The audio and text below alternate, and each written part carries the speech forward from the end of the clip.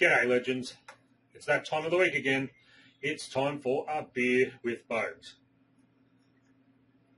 where we talk about what's happened this week in crypto. Now, this week's slightly different. Normally I have my trusty clipboard. As you can see, nothing on the clipboard this week. That's because there was way too much for me to write. I have large hands and writing is very annoying.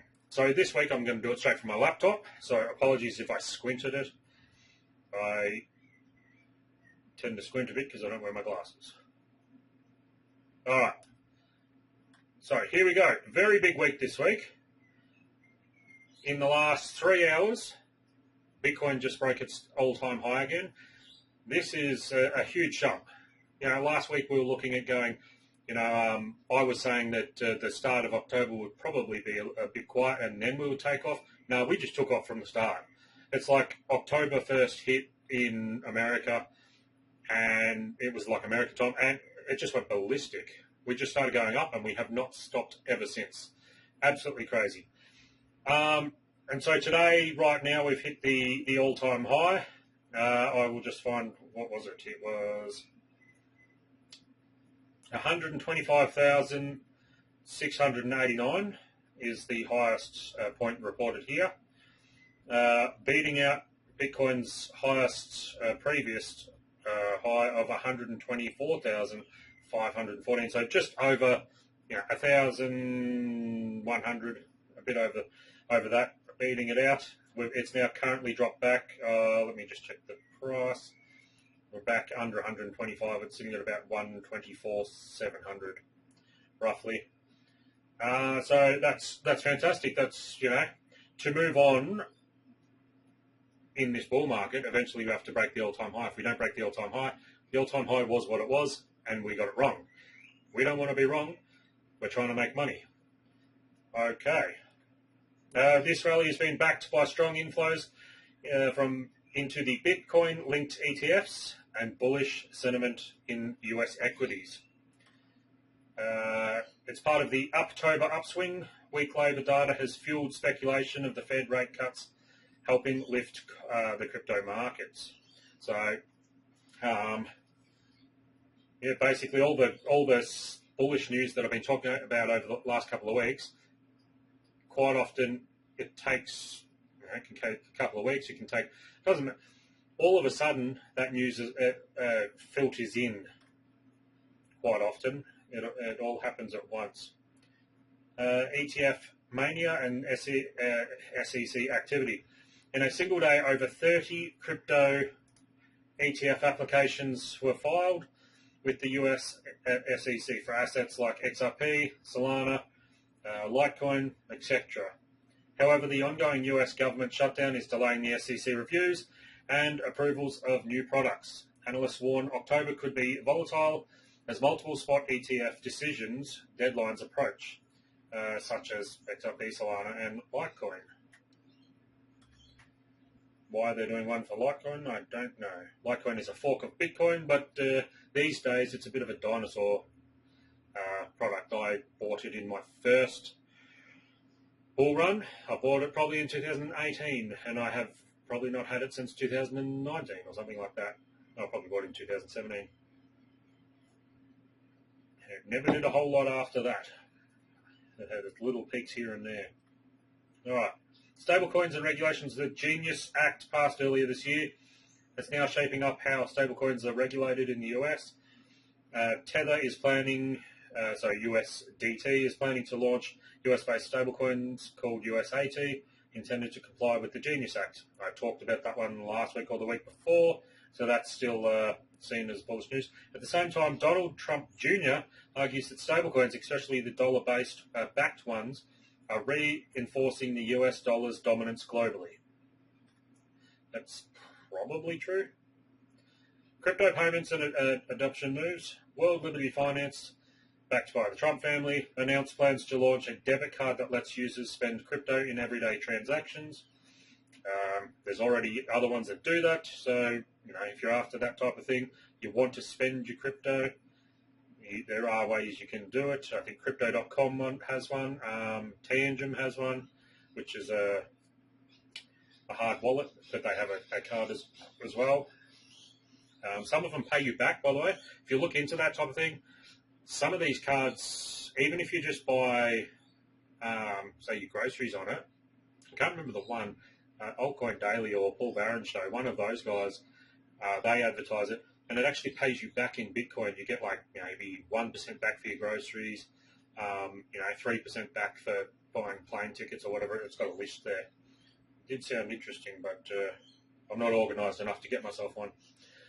Altcoins and XRP spotlight. XRP is seeing demand uplift thanks to the risk on sentiment. They're putting XRP here in this line. Basically, this is altcoins in general. XRP is one of the leading altcoins by market cap. It's not doing a whole lot at the moment, so I'm not quite sure why they've used that. Maybe because we're waiting for it's more to do with saying more about the delay that may happen to those ETF products because of the government shutdown. So government shutdowns has not affected anything yet, obviously, as we can see. I suppose shutting the government down means, and they keep all the essential workers. The essential workers are the ones that governments generally need. All the other stuff, you're cutting the fat a bit. And I don't mean that in a mean way as this is people's livelihoods and that, but there are certainly jobs out there in governments. I mean, the US brought in Elon to do whatever that thing was called, the Doge thing.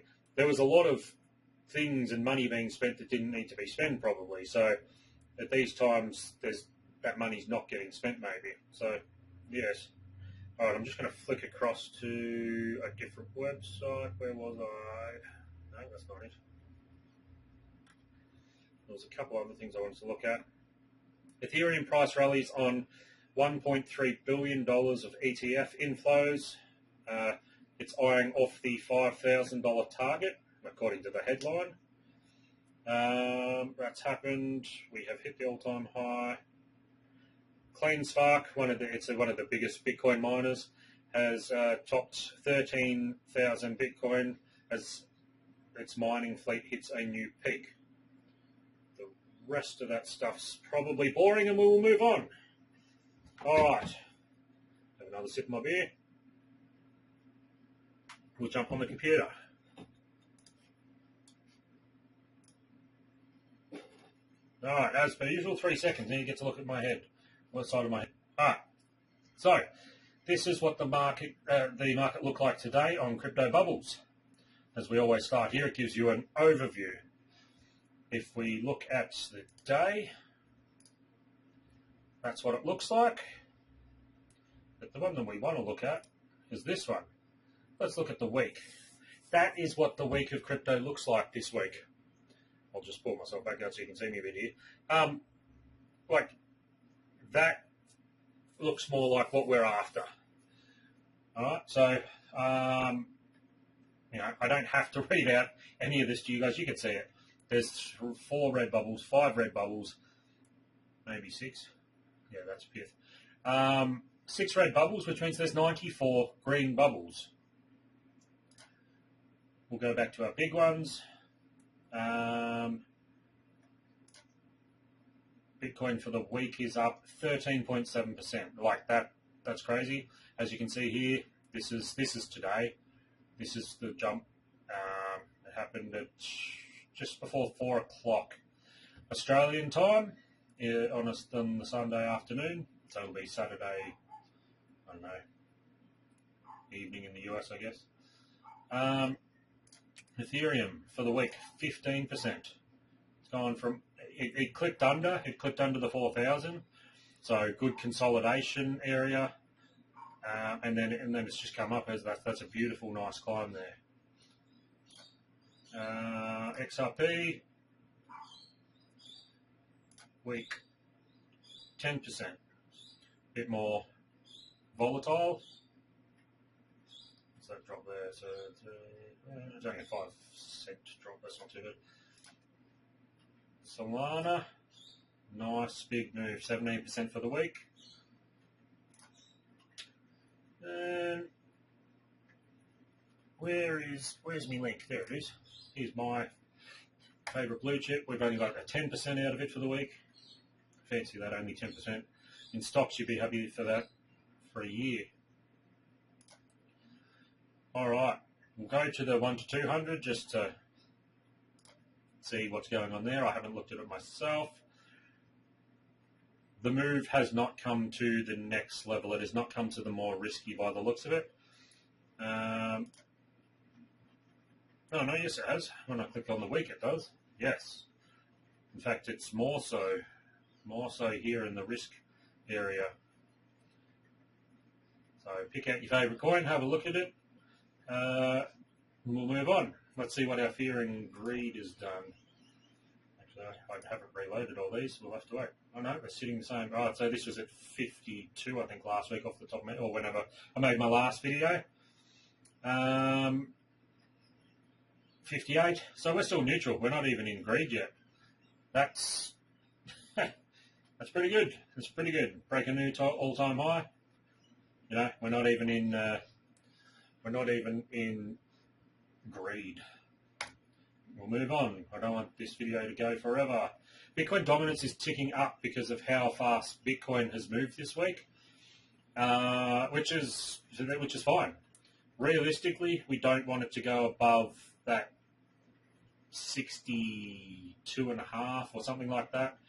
I would say, as long as it stays under that. Otherwise, the only time that we care if Bitcoin dominance, the only time we don't care, if Bitcoin dominance goes up is if Bitcoin shoots up to 180, 200, whatever it's going to finish at for this bull market. If it shoots up and takes the dominance with us, that's fine, because eventually that money's going to sell out and go into at least the blue chip cryptos.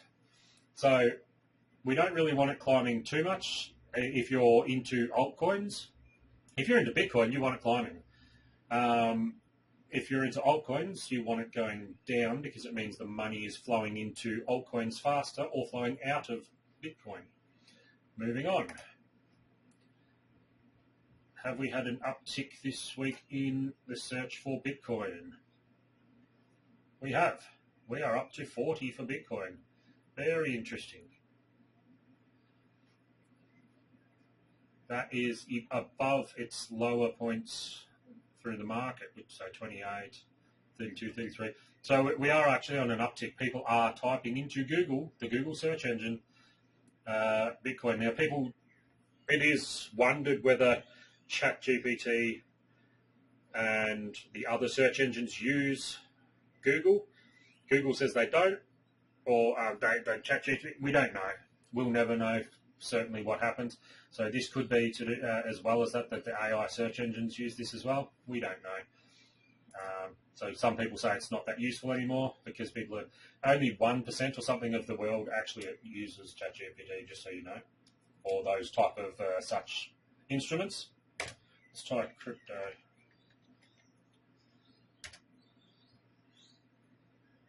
Crypto, no. We've had a slight uptick, but not as much as Bitcoin. So that means people are typing in Bitcoin into the Google search engine at a faster rate than crypto over the last week. Let's try Ethereum.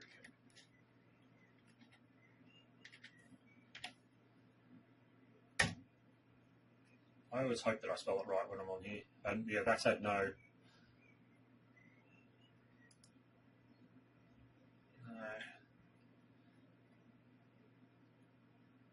Make sure I spelled it right.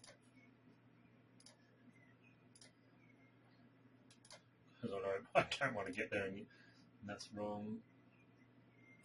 No, I spelled it right. Yep. All right, so that is interesting. Ethereum is not being searched right now, but as you can see, when it's hot, it's way hotter than Bitcoin. Just looking at that one there. All right, moving on. I'll reload these, make sure they're fresh. The Bitcoin RSI. Okay, wow. I brought this to your attention the other day that we'd just come out and we're here. And I said, oh, it looks like it might curve over, and it has not. Obviously, because Bitcoin's just kept running. We are sitting at 81.28 on the RSI. This generally likes to live in this purple zone, meaning it's going to come back into the purple zone at some stage. even if it just comes back at anyway. That's nuts. That it's just sitting, it's just living up here. This is, what date was this? It came out the first. So for the last 5 days, I spent 5 days out here. If we go, can I?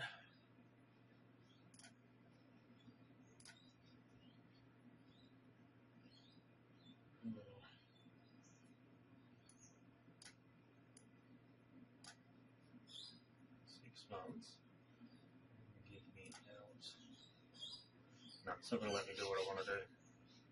Oh, maybe it is. Anyway, that doesn't matter. Anyway, so as you can see, it's living.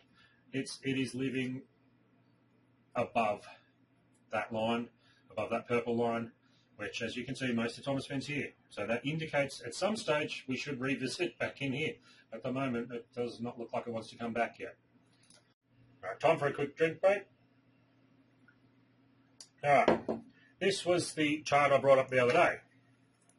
It's just the on TradingView. It's the charting that I'm saying to do. This is just the Bitcoin chart, and I'm just showing you guys what I'm looking at. The other day I drew this line, and as you can see, it's respected it. As you can see, the 20 moving average. So each of these candles is worth is one candle. This line it keeps it in the average of every 20. This one keeps in the average of every 50. So obviously it moves slower. It's harder to maneuver. The 20 has stayed. The orange one has stayed above the blue 50. That's bullish. If we have a look at something like this here, you can see the orange, the 20, is below the 50. So meaning that it's bearish at the time. All right. We were right here the other day, and I put these green lines here, and I said if it went below this one, that I would look at, if I wanted to, for Bitcoin, I would short it. That one's invalidated. We don't need that anymore. And as you can see, I said if it went above this one on the 5 minute, we'll change to the 5 minutes so you can see it, that it would be, I would long it. And as you can see, if you had longed it at that point, going above those green dotted lines, it has not come back under that yet. And if you were doing trading, which I'm not, this channel's not for trading, I'm just showing people what I look at and what I'm learning about right now. So, there was the potential to make 4.95, so just under 5%. If you were doing leverage, even if you're buying, you make 5% and then you sell it, like that's not bad. People will be happy with that. All right, and so what we can do is we can actually, oops, I've made it. Always do that. Always make a second one of those. I forget to take it off. We might move him out of the way. And what we'll do is we'll readjust this line so you can make it touch more points. So what we're looking at is if I place it here,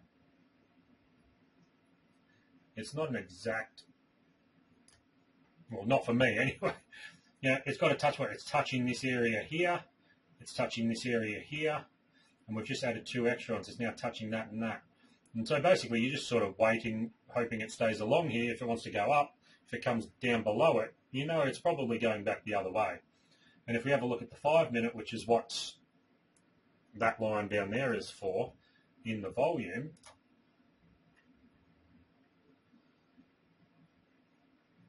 shift our volume up, shift our volume up.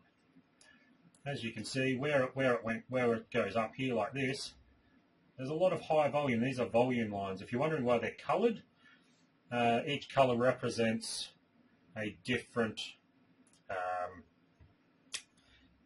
platform. So Binance, Bybit, BitGet. So each colour represents. So instead of just getting volume from one or whatever, you're getting it from all of the top 10, I think, combined, which gives you a far better overview of volume. And volume's the one, so if you don't know about volume was one of the hardest ones for me to get my head wrapped around.